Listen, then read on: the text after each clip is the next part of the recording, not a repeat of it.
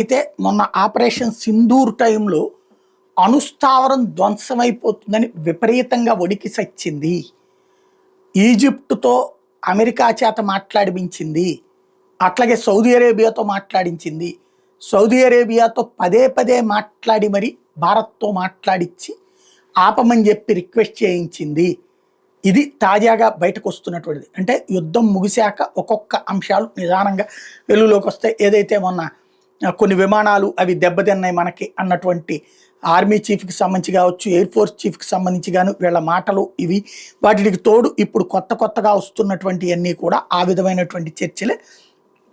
Practical అంశం ఏంటయ్యా అంటే వాళ్ళకి సంబంధించి అంటే మనం కొట్టిన దెబ్బ తర్వాత వాళ్ళు భారీగా సమస్య ఫేస్ చేశారు. దాన్ని కంట్రోల్ చేసుకోవాలంటే అంటే భారత్తో నిజంగా వాడి దగ్గర అణుబాంబుతో యుద్ధం చేయగలిగిన దమ్ముంటే గనక గ్యారంటీ బాంబు వేసేసి ఉండేవాడు.